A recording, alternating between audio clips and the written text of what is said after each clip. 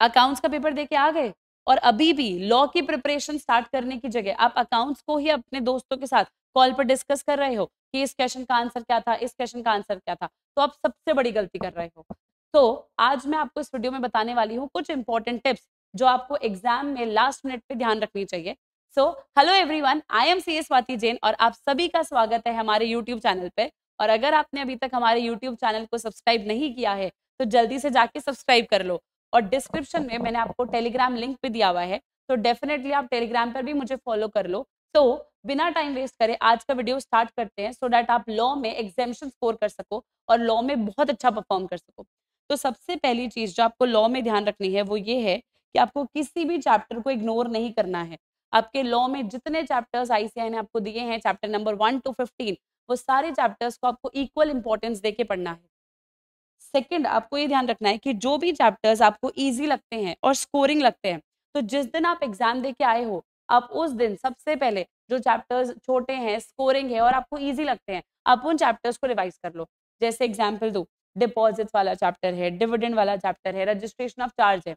अब इसमें भी मैं तुमको एक बात बताती हूँ, बच्चे सबसे बड़ी गलती क्या करते हैं, वो रजिस्ट्रेशन ऑफ चार्ज वाला चैप्टर छोड़ के जाते हैं। पर आज आईसीएआई इस रजिस्ट्रेशन ऑफ चार्ज में से 6 to 7 मार्क्स का डिस्क्रिप्टिव क्वेश्चन आपसे पूछ रही है, 5, 6, 7 मार्क्स का डिस्क्रिप्टिव पूछ रही है। तो आपको ध्यान रखना है कि आपको कोई भी चीज चैप्टर को छोड़ के नहीं जाना है, किसी चीज को इग्नोर नहीं करना है, और जो इंपॉर्टेंट चीजें हैं उनको आपको रेगुलर बेसिस पे सबसे पहले पढ़ना है। जब भी आप एग्जाम के 1.5 दिन पहले पढ़ रहे हो, तो आपको जल्दी रीड करना है और फास्ट रीडिंग करना है। इसके लिए आप कुछ इंपॉर्टेंट नोट्स अगर आपने खुद ने बना रखे हैं तो आप उसको फॉलो करो, और अगर आपने खुद ने कोई नोट्स नहीं बना रखे तो डेफिनेटली आपने जिस भी फैकल्टी से क्लासेस ली है, तो आप उस फैकल्टी के जो समरी नोट्स है आप उसको रेफर करो, सो दैट आप एग्जाम के 1.5 दिन पहले पूरा लॉ सब्जेक्ट खत्म कर सको। इससे आपको कॉन्फिडेंस भी मिलेगा। और सबसे बड़ी गलती जो बच्चे एक और करते हैं, विच इज कि बच्चे 100% पेपर अटेम्प्ट ही नहीं करते।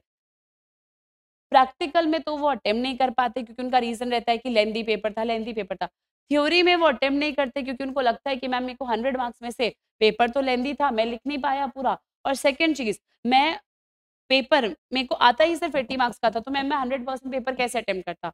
मैं आपको कहूंगी कि इवन मैं भी ये फॉलो करती थी, जब मैं लॉ का एग्जाम लिखती थी या मैं किसी भी सब्जेक्ट का एग्जाम लिखती थी, मैं 100% पेपर अटेम्प्ट करने की कोशिश करती थी। जब मेरे स्टार्टिंग से दिमाग में ये रहेगा ना कि मुझे 100% पेपर अटेम्प्ट करना है, तो मेरा स्पीड स्टार्टिंग से मेंटेन होगा और डेफिनेटली मैं लास्ट तक अपना स्पीड मेंटेन करके paper max to max attempt कर सकती हूँ। तो आपको भी यही दिमाग में रखना है कि आपको 100% पेपर अटेम्प्ट करना है, सो दैट आप लास्ट तक एटलीस्ट 90-95 का पेपर तो अटेम्प्ट करके आ सको। और 100 मार्क्स का अटेम्प्ट कर लो तो बहुत ही बढ़िया है ना। और आपको फोकस करना है उस पार्ट पे जो आपको ईजी लगता है। मतलब जब आप एग्जाम के पेपर देखते हो, 15 मिनट्स का जो आप रीडिंग टाइम देखते हो, उसमें आपको ये डिसाइड कर लेना है कि आपको क्वेश्चन कौन से पहले करने हैं और कौन से बाद करने हैं। और जो क्वेश्चंस आपको ईजी लगते हैं आप उसको पहले अच्छे से लिखो, और जो आपको लगता है कि आपको प्रॉपरली ढंग से नहीं आ रहा है, आप उस पर बाद में फोकस करो। सेम इसी तरीके से आप जब एग्जाम के 1.5 दिन पहले पढ़ते हो ना, तब भी आपको चैप्टर्स पढ़ने में भी ये स्ट्रैटेजी फॉलो करनी। जो चैप्टर आपको अच्छे से आते हैं, यू आर कॉन्फिडेंट कि ये चैप्टर मेरे को अच्छे से आता है, आप उस चैप्टर को पहले रीड करो, सो दैट एग्जाम्स में आपका वो चैप्टर छूटे ना। और जो चैप्टर्स आपको कम लगते हैं, कॉन्फिडेंस कम आता है जिनमें, आप उनको लास्ट प्रायोरिटी पे रीड करो। और कोई भी चीज़ है, जैसे लॉ में अगर मैं स्पेसिफिकली बात करूँ कि कितनी बार हम आरओसी को कोई डॉक्यूमेंट फाइल करते हैं तो 30 डेज लगते हैं, कितनी बार 60 डेज लगते हैं, कहीं पे ओआर पास करना पड़ता है, कहीं पे एसआर पास करना पड़ता है, बहुत सारी पेनल्टीज भी है। तो ये सारी चीज़ें आपके पास में नोट्स फॉर्मेट में अवेलेबल होना चाहिए। अगर आपने खुद ने बनाया है तो बहुत अच्छी बात है, और अगर आपके पास ये समरी नहीं है तो आप टेलीग्राम चैनल पर जाके ये समरी मैंने बना रखा है आपके लिए, आप वो भी रेफर कर सकते हैं। जैसे अगर आप चेक करेंगे, मैंने यहाँ लिखा हुआ है कि जनरल मीटिंग का ओआर कब कब पास करना होता है। सेम इसी तरीके से जनरल मीटिंग में एसआर कब कब पास करना पड़ता है, इसका भी एक मैंने नोट्स बना रखे हैं कि जनरल मीटिंग में एसआर कब कब लगता है। सेम, सो दैट आपको बहुत ईजी होगा एग्जाम के एक दिन पहले रिवाइज करना इन सारी चीजों को।